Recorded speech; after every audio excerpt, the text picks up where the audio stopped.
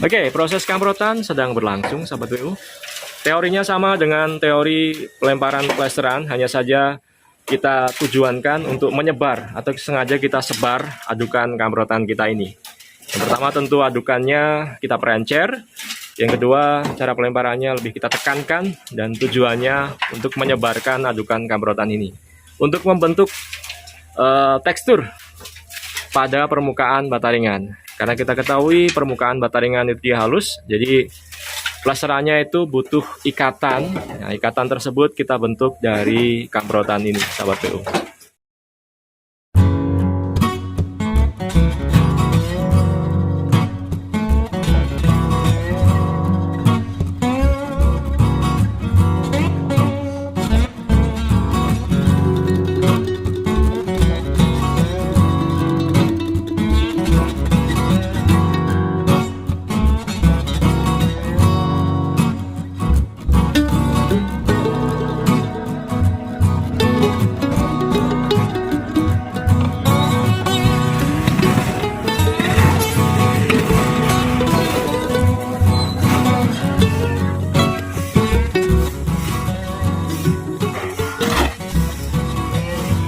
Halo sahabat PU, kembali di channel Nugroho PU.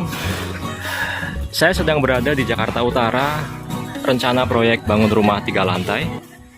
Saat ini sudah masuk ke dalam tahapan konstruksi di lantai 2. Balok-baloknya sudah siap sahabat PU, dan sekarang sebenarnya tim Nugroho PU sedang menunggu datangnya bondek dan juga wire mesh untuk segera dipasang di atas ini sahabat PU. Nah, namun berhubung bondeknya nggak datang-datang, ini saya pasti akan ngomel nanti nih untuk supplier saya, kenapa sampai sekarang belum datang juga. Maka untuk menunjang atau untuk tetap bekerja secara efektif, kami melakukan pekerjaan sambilan sahabat PU. Dalam hal ini, di depan saya ini adalah tim Nugroho PU yang sedang melakukan pengadukan bahan untuk kamprotan sahabat PU. Nah, kita mau bahas tentang pekerjaan kamprotan ini. Kamprotan itu adalah pekerjaan yang harus dilakukan sebelum pekerjaan plesteran. Dia menempel pada dinding bata ringan maupun bata merah. Adukannya sama, kita bisa pakai perbandingan 1:6, yang mana 1 adalah semen dan 6 adalah pasir. Namun dengan adukannya diperencer sahabat PU, karena sistem pengaplikasiannya dilempar dan sengaja disebar-sebar. Ya. Nah, di sini pasir kita udah siap, kerikil kita udah siap. Sebentar lagi molen atau mesin molen saya juga sudah siap. Namun karena bondeknya belum datang, ya kita melakukan pekerjaan kamprotan ini. Namun nggak ada salahnya, ini juga termasuk pekerjaan penting di dalam tahapan finishing sahabat PU, maka perlu saya sampaikan. Tuh, ini hasil pekerjaan menunggu kami ya sahabat PU. Dinding bata ringan sebagian besar sudah selesai kami kamprot. Bahkan sejujurnya saya tuh suka dengan tekstur kamprotan seperti ini sahabat PU. Lihat ya, teksturnya ini bisa kita nikmati loh ya. Jadi bagi yang suka rumahnya dindingnya itu dia nggak suka yang halus, itu bisa pakai finishing kamprotan seperti ini. Tentu diatur dengan lebih rapi ya, karena kamprotan yang saya buat ini kan tujuannya untuk persiapan plesteran. Namun kalau kamprotan yang untuk finishing akhir, maka dia bisa dibuat secara lebih rapi, yaitu dengan mempergunakan kawat ya, kawat ayakan kemudian dilempar, maka hasilnya akan lebih rata dan lebih rapi, tidak menggumpal seperti ini. Kalau untuk persiapan plesteran, tentu semakin kasar, semakin menggumpal akan lebih bagus, karena plesterannya nanti dapat terikat dengan baik. Tuh, jadi sebenarnya masih dalam tahap struktur, namun kami sudah nyicil pekerjaan plesteran sahabat PU, alhamdulillah ya. Jadi persiapan andangan bambu pun juga sudah kita susun ya. Di sini ini sudah kita susun persiapan andangan bambu sahabat PU. Kemudian sebagian besar sudah selesai semua, kita kamprot ini bagian samping sudah selesai dikamprot. Caranya dengan dilempar-lempar seperti cara plesteran, namun dibuyarkan ya. Nanti saya akan perlihatkan, dan hasilnya adalah ini. Ini biarkan saja kering, karena kalau sudah kering kita tinggal nanti bisa, dan baru bisa menginjak ke tahapan berikutnya, yaitu tahapan plesteran. Ini sambilan saja sebenarnya sahabat PU, proses kamprotan ini.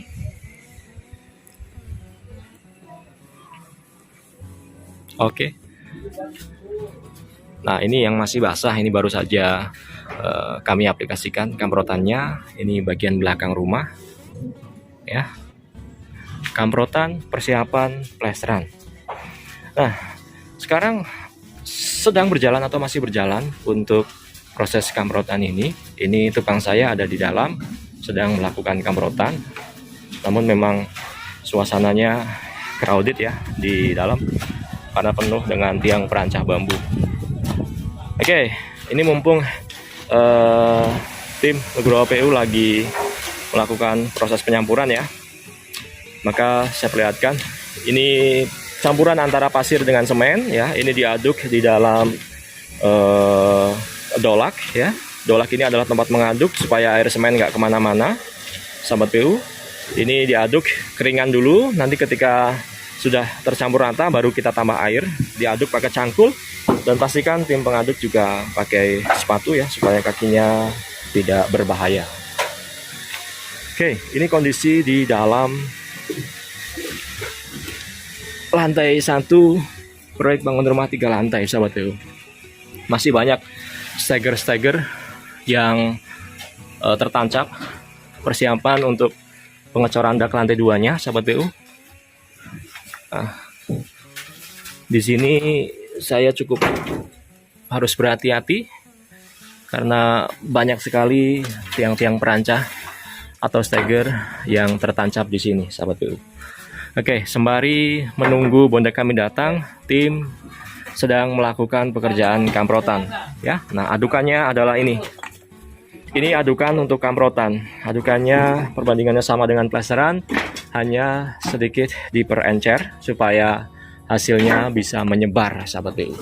Nah, ini yang baru saja kami aplikasikan, proses kamprotan dinding bata ringan persiapan plesteran ya. Berhubung pekerjaannya sudah berada di ketinggian, maka mau nggak mau harus mempersiapkan andangan bambu dulu. Nah, di depan ini kita mau segera mengeksekusi untuk kamprotan dinding bata ringan yang dilakukan oleh tim Nugroho PU. Pekerjaan yang sudah berada di atas ya, ini memang harus ada tukang dan juga pembantu tukangnya supaya lebih efektif. Oke, proses kamprotan sedang berlangsung sahabat PU. Teorinya sama dengan teori pelemparan plesteran, hanya saja kita tujuankan untuk menyebar atau sengaja kita sebar adukan kamprotan kita ini. Yang pertama tentu adukannya kita perencer. Yang kedua, cara pelemparannya lebih kita tekankan, dan tujuannya untuk menyebarkan adukan kamprotan ini untuk membentuk tekstur pada permukaan bata ringan. Karena kita ketahui permukaan bata ringan itu dia halus, jadi plesterannya itu butuh ikatan. Nah, ikatan tersebut kita bentuk dari kamprotan ini sahabat PU. Proses kamprotan dinding bata ringan. Ketebalannya nggak tebal, hanya 2-5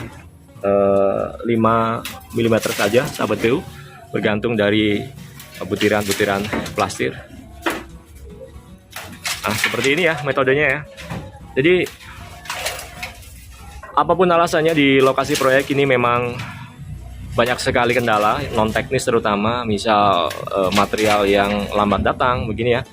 Jadi seorang pelaksana lapangan harus mampu tetap mengatur SDM tukangnya di lapangan supaya efektif dan tetap produktif ya sahabat PU. Di antaranya kita bisa selingin pekerjaan kamprotan seperti ini, walaupun proses progres pembangunan masih berupa tahap struktur. Sahabat PU, tetap semangat membangun. Kita ketemu pada bahasan berikutnya. Terima kasih.